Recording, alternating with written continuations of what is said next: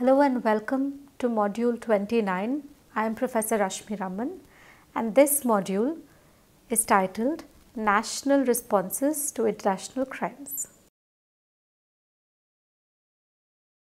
As we do with all other modules, we will start by understanding why we are studying this. We are studying this in order to understand domestic prosecutions and hybrid mechanisms and other local responses. This module aims to familiarize you with the national responses that are traditionally taken and are inventively taken to international crimes in Sierra Leone and Rwanda. This will also help you understand why national responses to international crimes are so rigid and why there is a need for international intervention for these crimes. If, as you will see in the modules, there has already been a national version of this. Let us begin with understanding the various heads that will be discussed under this module. Firstly, we will understand national responses as resistive alternatives to the international legal mechanisms. Secondly, I will spend some time telling you about Rwanda and the Gocha courts in Rwanda. Now, Gocha courts traditionally, in the aftermath of the genocide as well as the major objectives of the Gocha courts, these will be the subjects under our consideration as far as Rwanda is concerned. We will then move on to speaking about Bangladesh, the International Crimes Tribunal for Bangladesh. Thirdly, in this module, we will speak about the hybrid tribunal in Sierra Leone, and we will conclude with underlining the criticisms and responses to national responses to international crimes. Let us begin with a broad introductory note. It is an idea that has been prevalent that international criminal justice must be delivered by international courts or other international mechanisms. What are the main arguments to support this? Firstly, the joy and the optimism around the creation of the ICC, for example. On the other hand, the ad hoc tribunals such as the International Criminal Court, courts for Rwanda and Yugoslavia, and other United Nations-led interventions in addressing international crimes have contributed to the notion that an international is inherently better or more valuable than national. This notion is misleading on at least two grounds. Firstly, even when the primary modus operandi is international, that is an ad hoc tribunal or even the ICC, domestic support is crucial, absolutely crucial for the effective administration of justice. Secondly, although international responses may be popular way to advertise or publicize the end of impunity for a crime, domestic and state-led efforts at addressing the international crimes are not in fact infrequent. In reality, there are more domestic mechanisms than there are international, despite what we have studied in this entire paper. This module's object is to seek to familiarize you, the student, with some such national responses, including the tribunals in Bangladesh, the so-called ICT, and the Gocha courts in Rwanda. National responses as resistive alternatives to international legal mechanisms. Now, you know that in the past, in other modules, we have argued that international legal mechanisms, including such mechanisms useful for the dispensation of international criminal justice, that is ad hoc tribunals and even the permanent court, have the potential to function as a new tool of civilization. These arguments are motivated by international political and economic aims to consolidate and bring together a comity of nations united in their fight against a crime. Far from being a defense of the individual against the state, international legal tools have become part of the standard protocol for dispensation of justice as a justification for the use of external force by the state against other states and the individuals that it sheds responsibility for its unfavorable outcomes. Standard part of the justification for the external use of force by the state against other states and individuals that it sheds responsibility for its unfavorable outcomes. It hinders and is often dismissive of resistive or alternate models. Against this political backdrop, a national response to international crimes offers an attractive and far more politically uncomplicated alternative to international mechanisms. They can be appropriated and tailored to address context-specific issues, in that an international mechanism is usually devoid of any external involvement and may therefore arguably enjoy a greater sense of legitimacy, even if not locally, at least among the assembly of states or the collective consciousness of all states. I would now like to talk to you about the Gacaca court system in Rwanda. Transitional justice in Rwanda. In the aftermath of the tragic Rwandan genocide of 1994, occurs broadly in three different ways. One, and the one that you know until now, is the International Criminal Tribunal for Rwanda, set up by the United Nations, operational since 1994, dissolved in December 2013 and succeeded by the MICT. Secondly, formal criminal trials at the national courts of Rwanda, and finally, locally based Gacaca trials. What are Gacaca? The word Gacaca literally means under a tree in Kenya, Rwanda. Gacaca courts were instituted by the Rwandan government in the year 2001, and these are traditional, community-based informal courts, each overseen by locally elected representatives functioning as judges.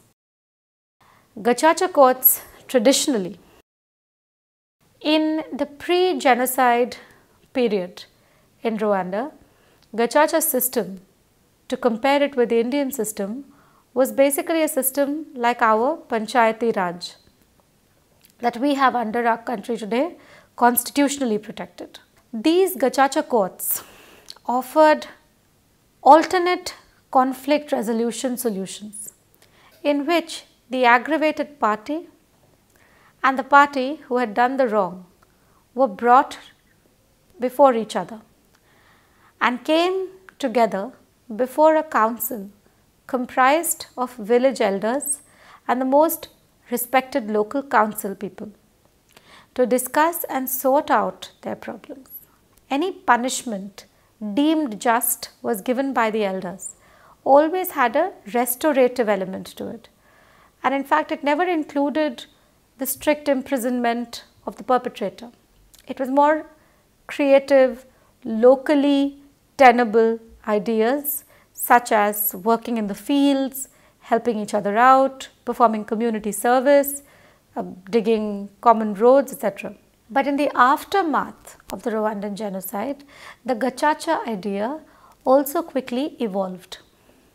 And Gacaca courts in post-genocidal Rwanda turned into a place where the fates of people who were suspected to be actually involved in the genocide were decided. These courts by now had started accepting women as participants among witnesses and judges. They also appointed judges based on election now and were open to the idea of sentencing convicted genocide criminals to a regular state prison, although with a slightly modified or mitigated sentence. Both these were new steps for Gacaca courts, which shows us that they quickly evolved to fit the need of the hour.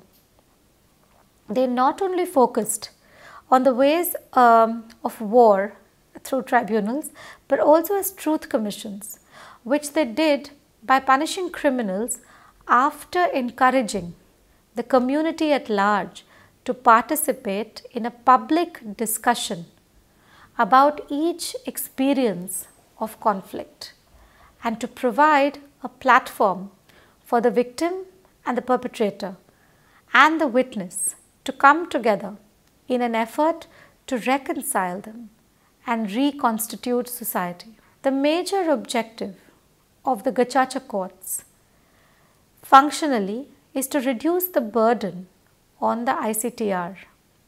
The ICTR, as you know, was facing a large number of prosecutions. However, these prosecutions were of those most responsible. The Gocha courts honor no such hierarchy. Everyone accused of genocide is welcome before them. The second objective behind their establishment is to establish the truth about what happened. Thirdly, to accelerate the legal proceedings for those accused of genocide and war crimes in Rwanda. Fourthly, to eradicate the culture of impunity among Rwandans and also to reconcile Rwandans and reinforce their national identity and create a sense of unity. They wanted to use the capacity of the Rwandan society to deal with its own problems through a justice system based on time-honored Rwandan traditional custom, that is Gocha. I would now like to spend some time discussing with you the International Crimes Tribunals of Bangladesh, ICT-1 and ICT-2. In 1971, Bangladesh faced a war for liberation. Many atrocities took place during this war and resulted in the creation of the International Criminal Tribunal. Now, this tribunal did not come into being for a long time. It was only in 2010 that Bangladesh formed a separate tribunal for the purpose of delivering justice for the grave war crimes and crimes against humanity committed during the Bangladesh Liberation War that led to the creation of the state that we know today as Bangladesh, following its separation from the state of Pakistan and its metamorphosis from East Pakistan to independent Bangladesh. During the war, a large number of civilians were injured, killed, sexually assaulted, and internally as well as externally displaced from their homes. The main culprits of these heinous acts were the armed forces of the Pakistani army as well as their paramilitary allies and some suspected allies and troops of non-state parties within Bangladesh. The Bangladesh legislature, after independence, created the International Criminal Tribunals Act in the year 1973. However, this did not result in the creation of a post-war agreement and result in the birth of the tribunal itself. It was only in 2008 when the Awami League, which was the party in force at the time of the 1971 War of Independence, when the Awami League won the elections again in 2008, they brought back to life the long forgotten ICT Act and created a tribunal in the year 2010 for ICT-1 and a subsequent chamber complementary to ICT-1 in 2012 known as ICT-2. These tribunals have given themselves under the ICT Act of 1973 jurisdiction in the matter of war crimes, crimes against humanity and genocide, including disruption of peace. However, unlike other tribunals that we have discussed so far, the Bangladesh tribunal has the option of awarding the death penalty during its sentencing. This has led to much criticism from all around the world, including calling the system in Bangladesh backward or unevolved. We will of course leave these for you to discuss and debate and draw your own conclusions on. We now want to talk about the hybrid tribunal in Sierra Leone. What are hybrid courts? Hybrid courts are a new type of court. They do not focus on any one single aspect of the crime, unlike international criminal courts or like specific criminal tribunals. They utilize laws from a national context and transpose them with a little bit of borrowing from international law. The resulting code is an interesting mix of municipal and international. Parallel to this, the judges and the staff are also a mix of national and international. These hybrid courts are seldom subjected to political pressure or coerced into using old and redundant laws that have limited applicability, unlike domestic courts, which run a big risk of using outdated laws. Since hybrid courts are created through special agreements between the national and the international, they also have an ease of access to the national, which means that they have the unique position to collect information and witnesses and also to inform and educate the masses, because the courts are usually not removed spatially from the circumstances where the crime took place. Let's now spend a few minutes talking about a brief background to the conflict in Sierra Leone. You have already studied the Sierra Leone Tribunal in a different module. But in 1991, the Revolutionary United Front, the so-called RUF, along with Charles Taylor's National Patriotic Front of Liberia, the NPFL, came to Sierra Leone and tried to intervene and overthrow the existing Joseph Momo government. This intervention led to a security situation which escalated quickly into a conflict and resulted in a civil war that spanned almost 11 years.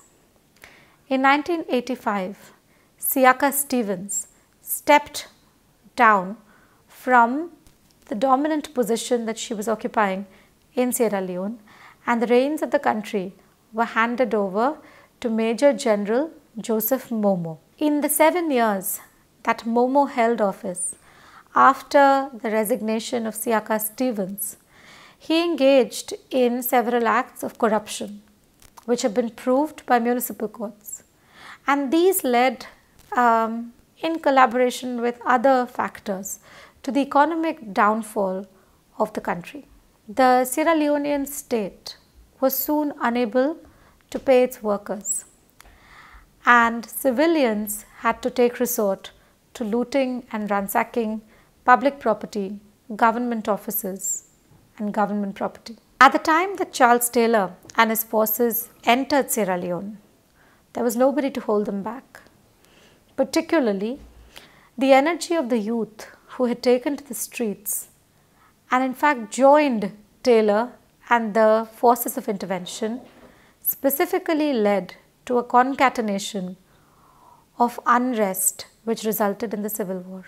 Soon after the conflict ended, the hybrid tribunal was created. Since the civil war and the internal conflict in Sierra Leone lasted almost 11 years, and during this time, not just people, but an entire generation were terrorized with gruesome crimes such as mass amputation, mass rape, and a whole lot of undocumented atrocities. When this finally ended in January 2002, the United Nations had to accept the request of the newly created democratic and peaceful government of Sierra Leone to set up a special court to address the issues that were brought up in the 11-year civil war and to provide justice to the victims of serious crime during the civil war that lasted over a decade. The negotiations between the United Nations and the new government of Sierra Leone led to the creation of the world's first ever hybrid international criminal tribunal. This court would go on to try the perpetrators who had committed crimes after the 30th of November 1996, that is, from the time of the dismantlement of the Momo government up until 2002. It was the first ever modern day tribunal to sit in the same country where the crimes had actually taken place. This is a very important point because no other tribunal had been able to sit politically in the same place where the crime took place. The Tribunal for Sierra Leone was also the first of its kind to be voluntarily funded by contributions from states parties.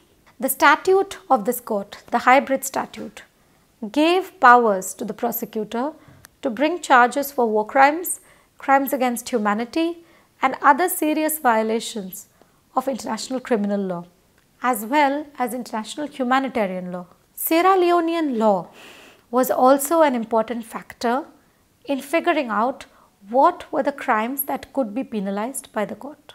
In the final part of this module, having discussed with you the individual examples of tribunals which have responded nationally, let us talk about criticisms for these responses.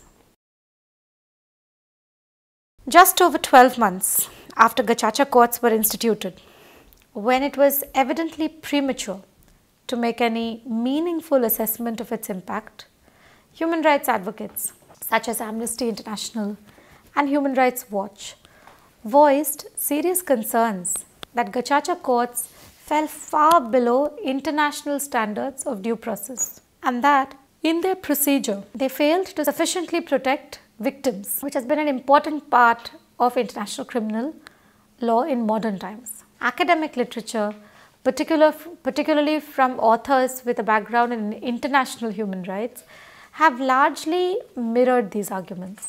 Some claiming further that the draconian or so-called draconian gacaca courts must be abandoned if Rwanda ever truly wishes to pursue reconciliation.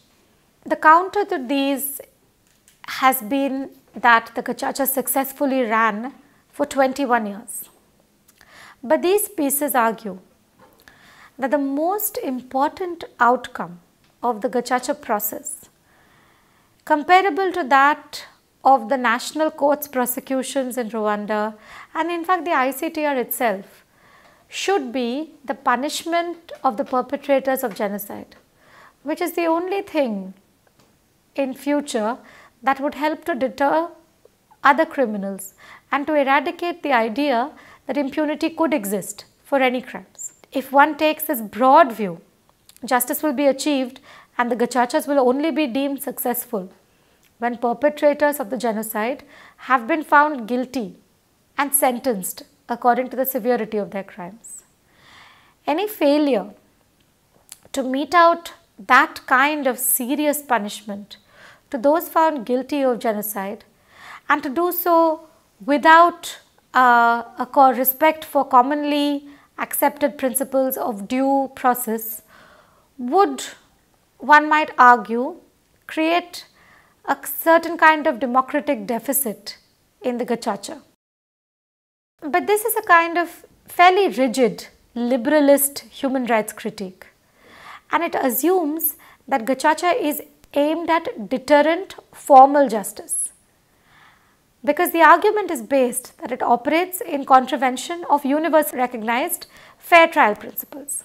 That because gacaca courts deviate from what we understand or what the globalized understanding of due process and criminal justice and so on and so forth is understood, and how such justice must be achieved, through what kind of procedures and through what kind of punishment, the argument concludes, this liberal human rights view concludes that it is illegitimate. But the counter is that while the gacaca courts may indeed pose some legitimacy concerns, this absolute tone of the human rights critique is worrying in and of itself, because it seeks to create a hegemony of the global over the local and seeks to presume that local solutions, which still enjoy the support of the nationals and have traditionally served the purpose of the society in which they were conceived and in which they operate, They seek to undermine the legitimacy and the traditional knowledge of these societies.